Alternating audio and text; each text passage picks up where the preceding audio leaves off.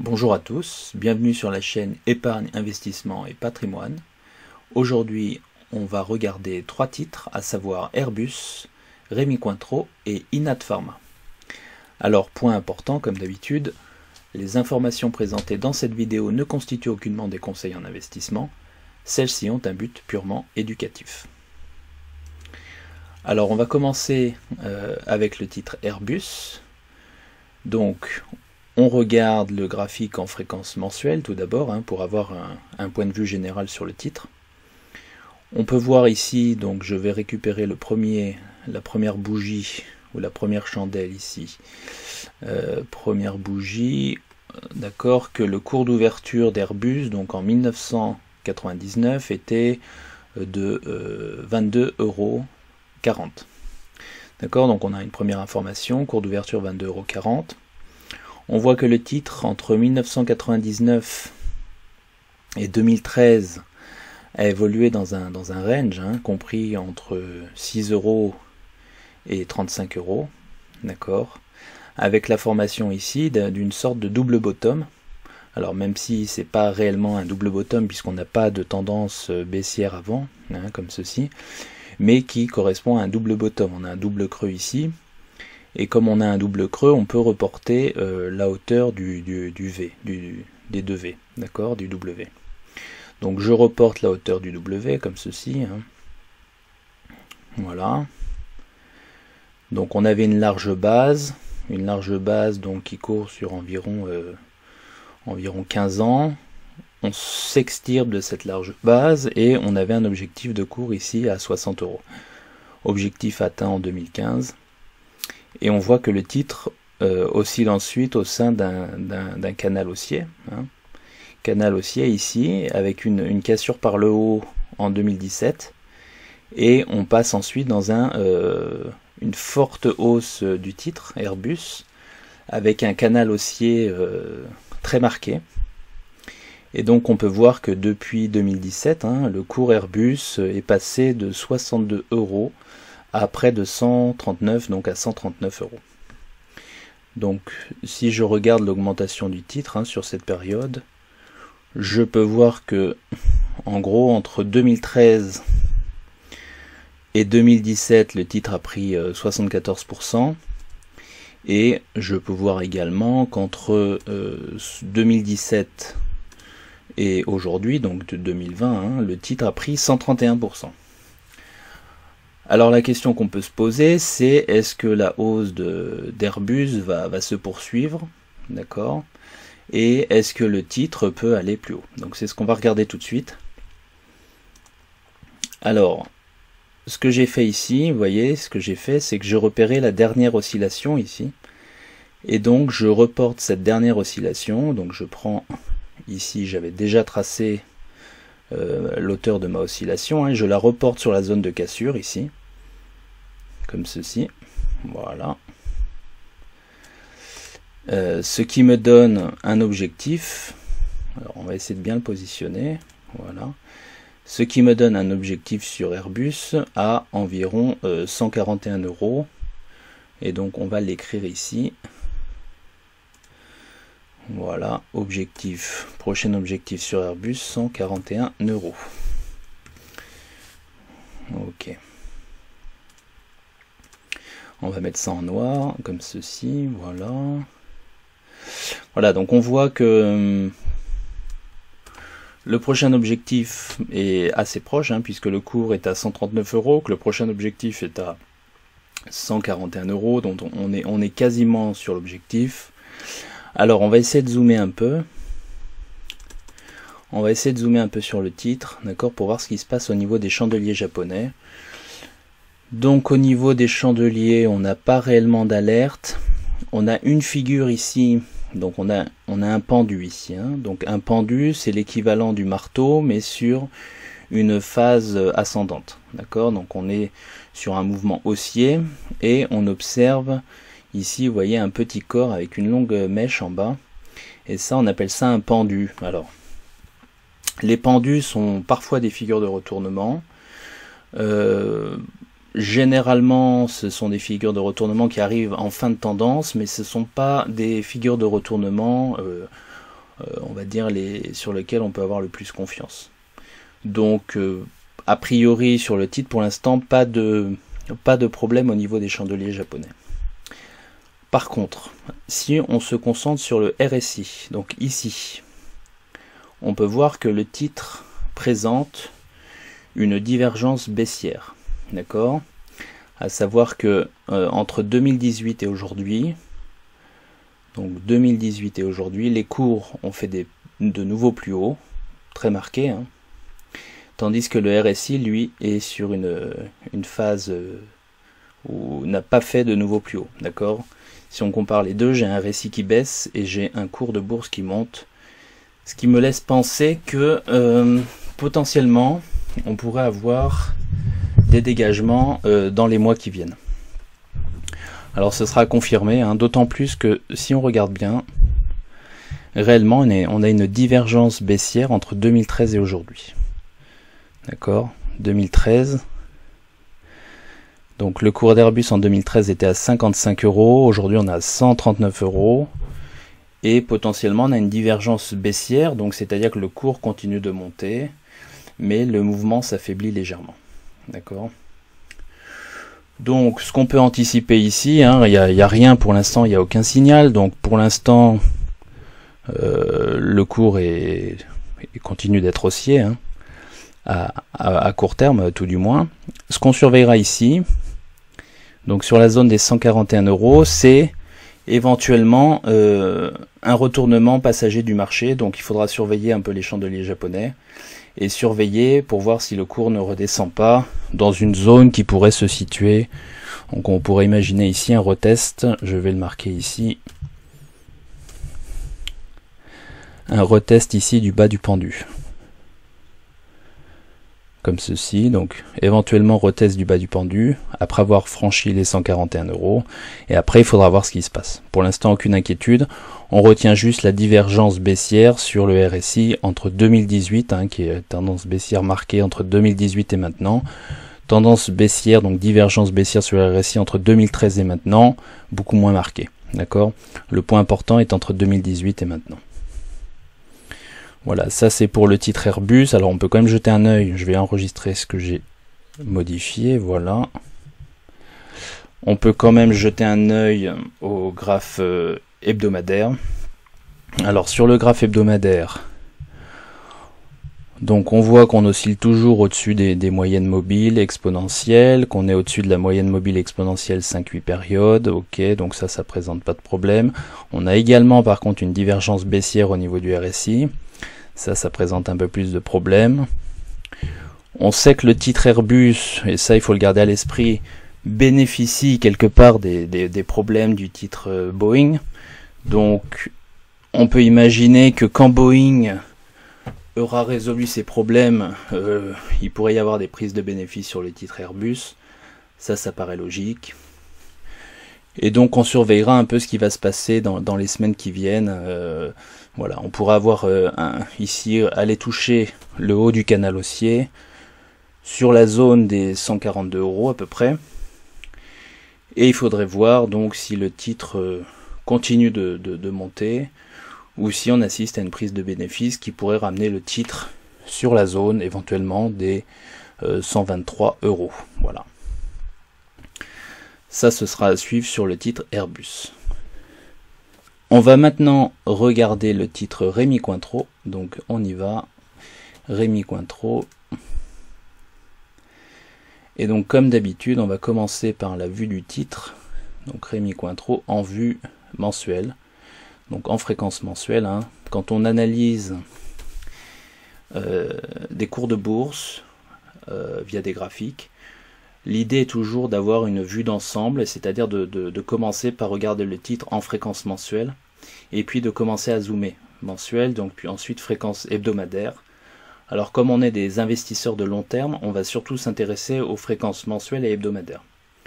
Les fréquences journalières peuvent nous donner des informations à plus court terme, donc ça peut être intéressant pour essayer d'anticiper des retournements, mais ce ne sont pas forcément des informations majeures.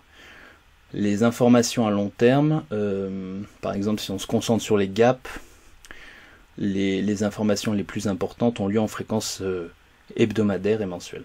Alors le titre Rémy Cointreau, donc ce qu'on voit c'est que le titre a été introduit en bourse donc en 1988 à un cours d'ouverture de 38,42 €. Donc on va retenir 38 € et on voit qu'ensuite le titre est venu chercher la zone des 10 €, est remonté sur 53 €, est retombé sur 15 € et est remonté. D'accord? Et ici ce qu'on voit c'est qu'on a une formation en tasse à vacances. Donc tasse à vacances, c'est-à-dire qu'on a la formation ici d'un ce qu'on appelle en anglais un rounding bottom. Puis on a un deuxième creux ici qui vient former l'anse de la tasse. Alors quand on a ce genre de figures, ce sont des figures haussières. Et donc pour calculer un objectif, ce qu'on fait c'est qu'on reporte dans un premier temps la hauteur de l'anse. Alors même si l'anse ici est très marquée, généralement l'anse représente 50% de la taille de la tasse. Ici c'est pas le cas, c'est un peu plus. On va considérer quand même que c'est une anse. Et donc on reporte ici la hauteur de l'anse sur la zone de cassure.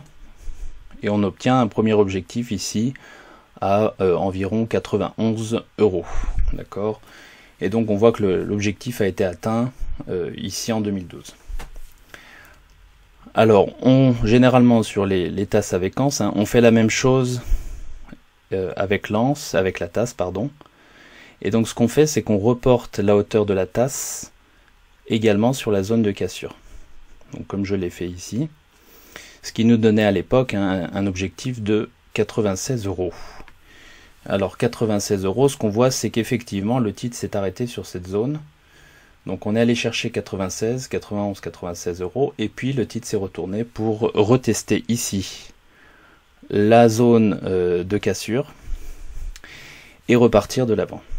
Alors ces tests de zone de cassure, c'est ce qu'on appelle l'inversion de polarité. Donc ce qui se passe souvent, c'est que on a une sortie et puis on a un retest de la zone de cassure un peu plus tard et le début d'une nouvelle tendance. Alors ce qu'on voit sur le titre Rémy Cointreau, c'est que depuis 2009, le titre oscille dans un canal haussier. Donc canal haussier marqué par une zone ici de résonance, d'accord, qui sépare ce canal haussier en deux zones, pas forcément égales, mais qui sépare quand même ce canal haussier. Et on voit que le titre oscille d'une partie du canal à l'autre, d'accord. Alors, plus récemment, ce qu'on peut noter ici, et vous voyez que je l'ai mis ici en rouge, d'accord, donc marqué par 3 zones rouges. Ici ce qu'on a, c'est qu'on a une sorte de double top pour le moment. Et donc Rémy Cointreau a annoncé des résultats plus mauvais que prévu la semaine dernière. Je crois que Rémy Cointreau a annoncé une baisse du chiffre d'affaires de 4%. Et donc ce qu'il est en train de se passer, c'est que l'action Rémy Cointreau est en train de fortement chuter, puisqu'on est passé de 140 € à 98 €. C'est-à-dire que le titre a perdu environ, si je prends ici le point haut, Rémy Cointreau a perdu quasiment 30% en 3 mois. Donc ça, c'est assez important. Et on a ici donc un double top. Et alors les doubles tops, généralement, ce sont des zones de retournement. Les doubles tops marquent un retournement à venir. Et donc ici on a plusieurs scénarios qu'on va essayer de regarder ensemble, en regardant également le RSI. Ici on voit qu'on a une belle divergence baissière sur Rémy Cointreau en fréquence mensuelle, et donc on a une belle divergence ici. On a un double top potentiellement, alors qui pourrait se transformer en formation en épaule tête épaule. C'est pour ça que j'ai mis un troisième triangle ici. Et alors ici on peut anticiper plusieurs scénarios. Alors premier scénario, je vais le tracer ici. Premier scénario, on a un double top, et donc ici on va avoir une cassure. On peut imaginer la cassure ici de la zone de coup, donc ici de la zone de support. Et donc si on a une cassure directe de la zone de support, on peut viser ici 67,50 € sur Rémy Cointreau. Alors, je vais le noter ici, 67,50 €. Hop, 67,50 € sur Rémi Cointreau, ok. Comme ceci.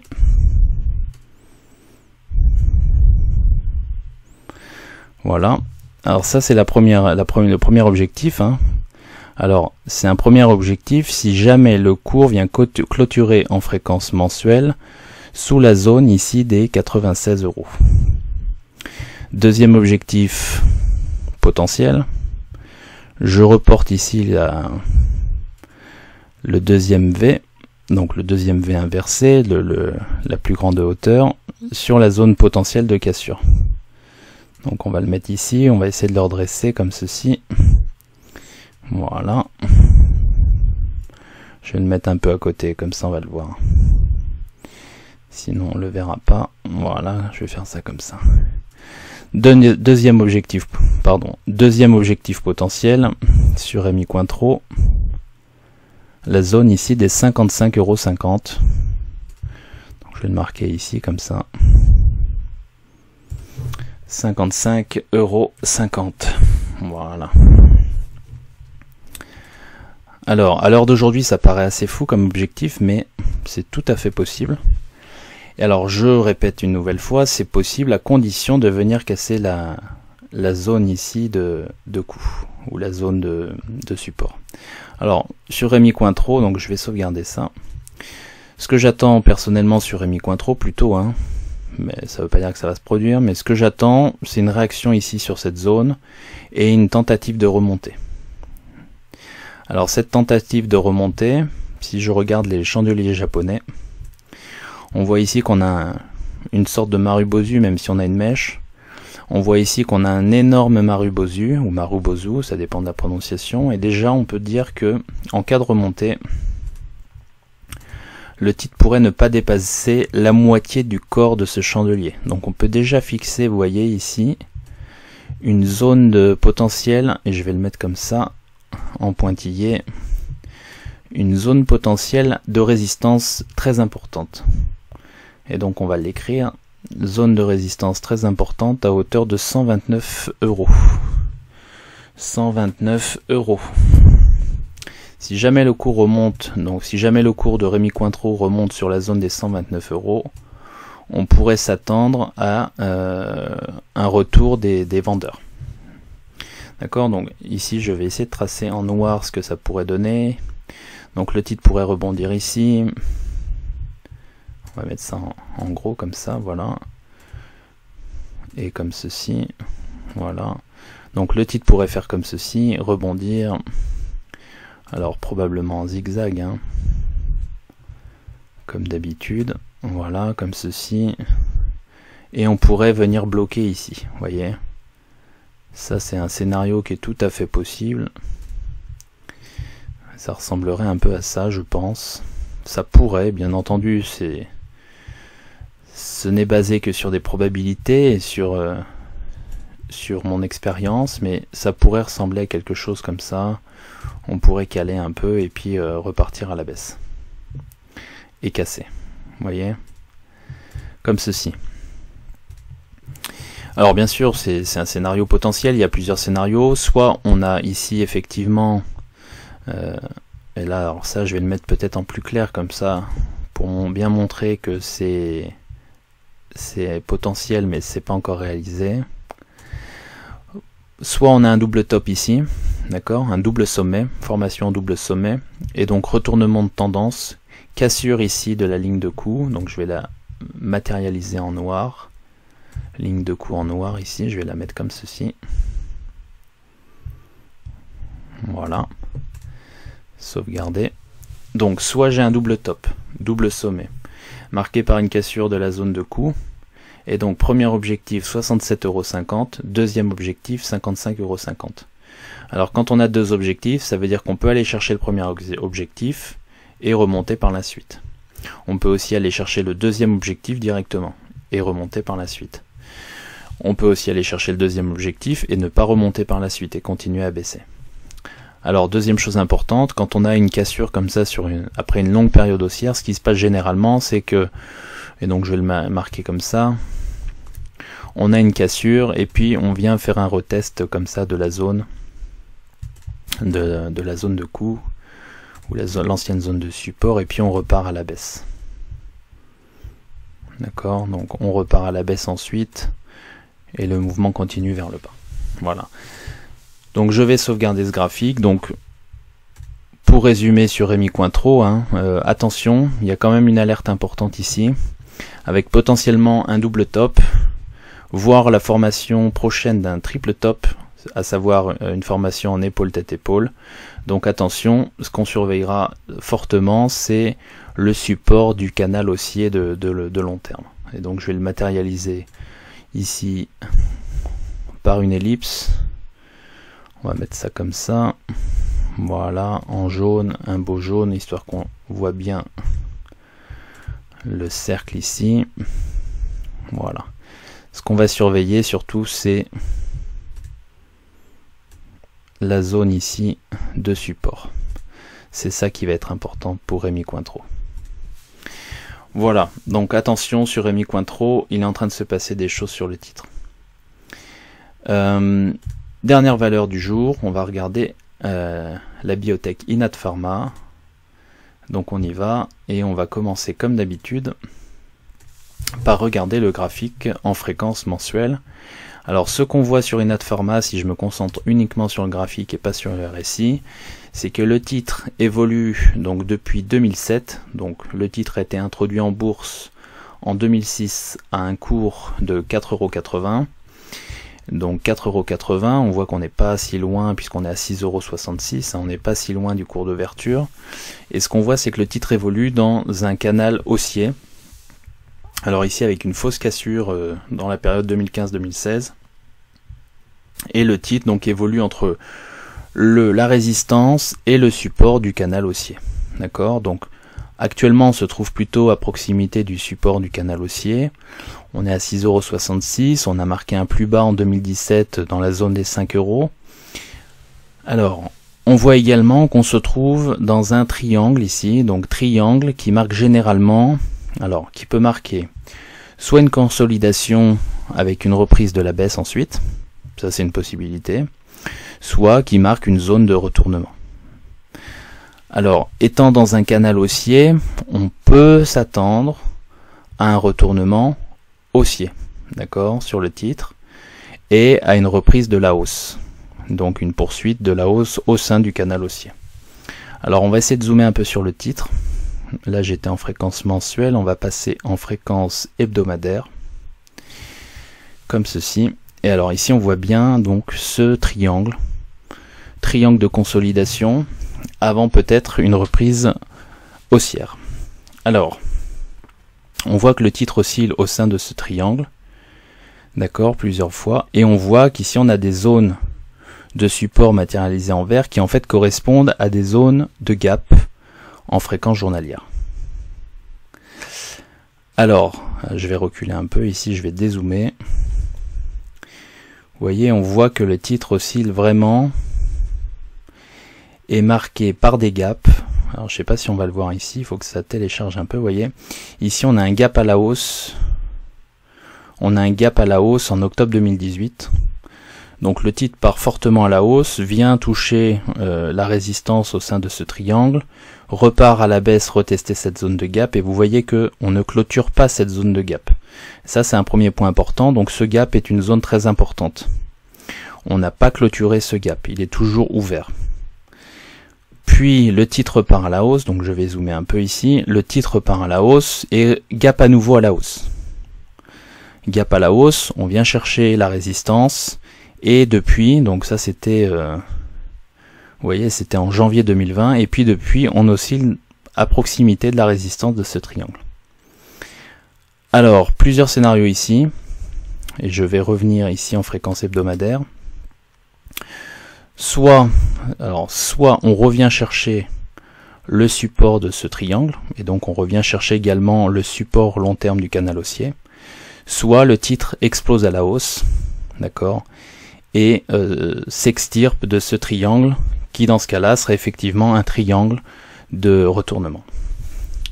Alors si jamais le titre s'extirpe à la hausse, pardon, et ce qui n'est pas fait bien entendu, donc faut pas anticiper la hausse, mais ça pourrait se produire, mais on peut tout à fait retourner chercher le support dans ce triangle, même si on s'approche de la fin du triangle, ce qui généralement signale qu'il va se passer quelque chose, dans un sens comme dans l'autre, hein, bien entendu.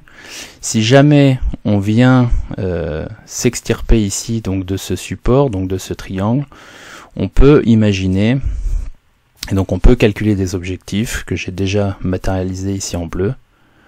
L'objectif, c'est la dernière oscillation dans ce mouvement, donc je reporte la dernière oscillation sur la zone de cassure, hein, qui n'est pas encore faite, mais qui pourrait avoir lieu par ici. Je la reporte et j'obtiens un objectif sur Inat Pharma de 9,20 €. Ok, donc je vais l'écrire ici. Objectif en cas de cassure du triangle, 9,20 €. 9,20 € comme ceci. Voilà, on va le mettre en bleu. Voilà, 9,20 €, premier objectif. Alors bien entendu, vous voyez que dans cet objectif, on a ici un ancien gap haussier qui pourrait faire office de résistance. Donc le titre pourrait bloquer un petit peu, et je vais l'écrire aussi, dans la zone des 8 €. Donc il faudra d'abord s'extirper de la zone des 8 €. Donc le tout premier objectif, ce serait 8 €. Et je vais le mettre ici en vert pour dire que c'est marqué. Donc ça dépend de l'ancienne zone de résistance, de l'ancienne zone de gap, pardon.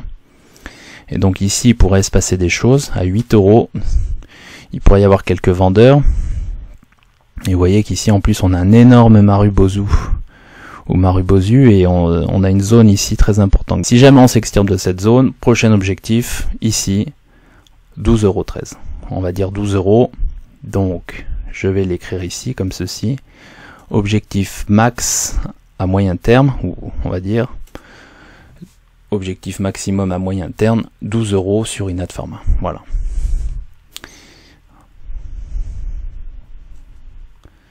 Voilà, 12 €. Ça, bien entendu, je le répète, c'est en cas de cassure du triangle dans lequel le titre se trouve actuellement. Alors un dernier point important, je vais sauvegarder quand même. Dernier point important, on voit ici au niveau du RSI que le RSI s'est extirpé lui de sa zone de résistance et que maintenant il oscille au-dessus de l'ancienne résistance. C'est-à-dire que quelque part le RSI nous indique que lui il évolue déjà au-delà. Le RSI évolue au-delà de sa zone de résistance. C'est-à-dire quelque part qu'on peut anticiper une potentielle sortie par le haut du triangle. Voilà. Ça reste potentiel, c'est pas forcément ce qui va arriver. Si jamais ça arrive, 3 objectifs, 8 €, 9,20 € et 12 €.